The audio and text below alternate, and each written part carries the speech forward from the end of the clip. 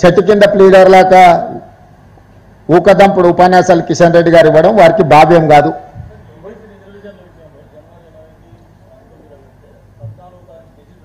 అవును,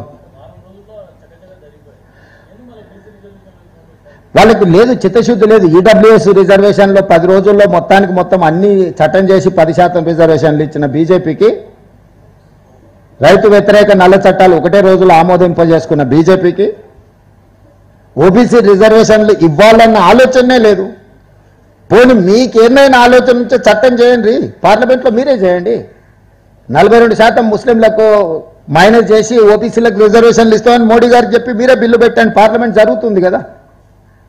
మీరు చెప్తున్న దాంట్లో చిత్తశుద్ధి ఉంటే కేంద్ర ప్రభుత్వం బిల్లు పెట్టి పొద్దున పెడితే సాయంత్రం వరకు లోక్సభలో పాస్ అయితే రాత్రికి 12 వరకు నడితే రాజ్యసభలో 24 గంటలు తిరగకముందే మీరు చెప్తున్న రిజర్వేషన్లు, మీరు చెప్తున్న విధి విధానంతో మీరే పార్లమెంట్ చట్టం చేయండి. అప్పుడు ఆటోమేటిక్గా అన్ని రాష్ట్రాలు అమలు చేయాల్సిందే కదా.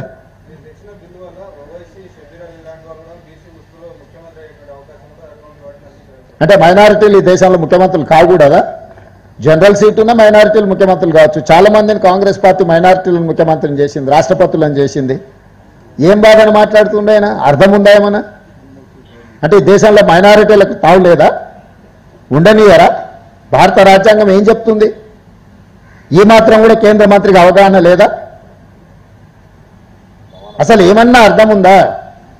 ఈ దేశంలో ఎంతో మంది మైనారిటీలను కాంగ్రెస్ పార్టీ ముఖ్యమంత్రులను చేసింది వివిధ రాష్ట్రాలకు.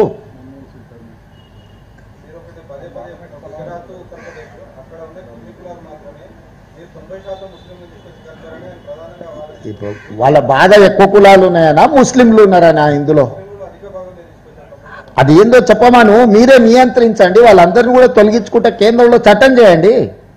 మీ చేతిలో ప్రభుత్వం ఉంది, మీరు చట్టాలు చేయొచ్చు, మీరు శాసనాలు చేయొచ్చు, మీరు ఏమేం చేస్తారో చేయండి.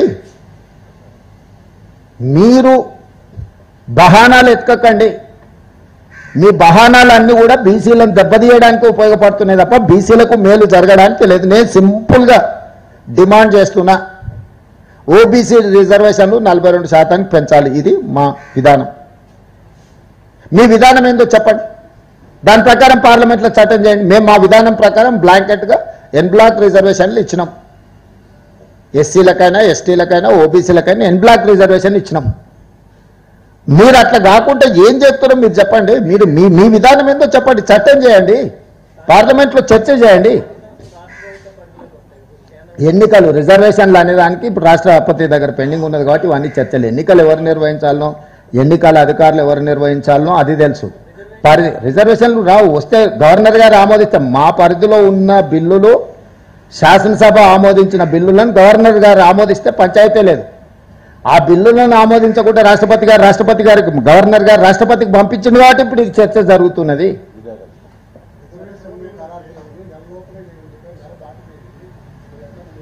ఇంకా ఇప్పుడు అందుకే ఎట్లా పోవాలనే దాని మీదనే ఢిల్లీకి వచ్చినాం, అన్ని ప్రయత్నాలు చేసినాం.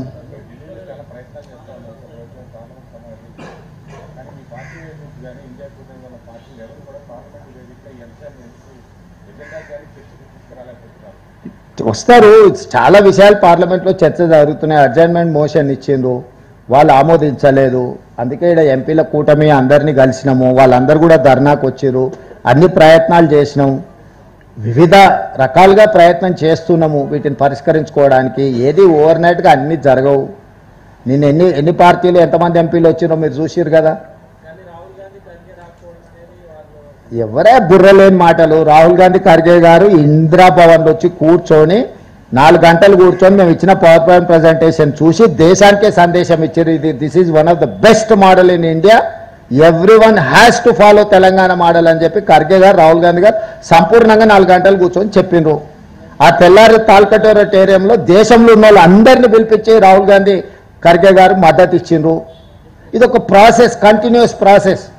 ప్రతిరోజు ఈయన రాలేదు, అసలు పార్లమెంట్కి రాని ప్రధానమంత్రి గురించి వాళ్ళు ఏం మాట్లాడారు, పెండింగ్ ఉన్న బిల్లుల గురించి ఏం మాట్లాడారు.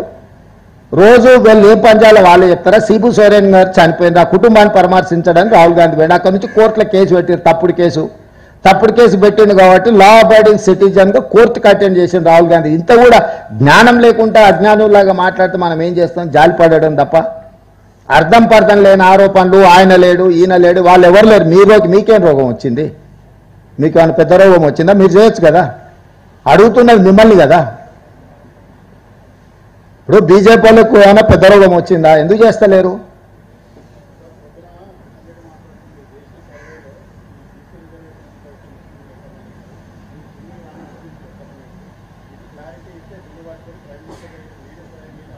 అన్ని ఇస్తాం. అఫీషియల్గా మీటింగ్ ఏర్పాటు చేస్తే కిషన్ రెడ్డి గారికి సెక్రటేరియట్లని chief secretary, planning department special chief secretary అందరు అధికారులతో అఫీషియల్గా నేను మొత్తం అవగాహన కోసం అఫీషియల్ ఇది పెడతాను సెక్రటేరియట్లో. ఎప్పుడో డేట్ ఫిక్స్ చేయమన్నారు కిషన్ రెడ్డి గారిని.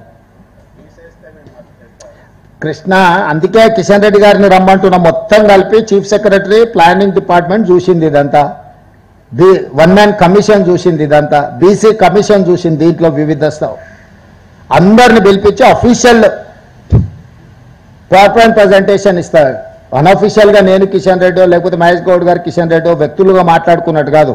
ప్రభుత్వ పరంగా స్పష్టంగా సోషల్ జస్టిస్ మినిస్టర్ కూడా రమ్మనుంది తెలంగాణకు. దారి ఖర్చులు కూడా మేమే ఇస్తాం ఇద్దరు కేంద్ర మంత్రులకు,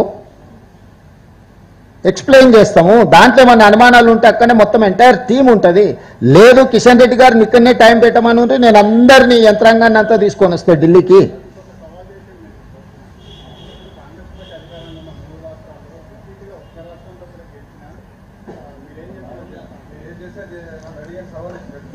ఇప్పుడు మనం ఏం అడుగుతున్నామో ఆయన ఏం మాట్లాడుతుండు.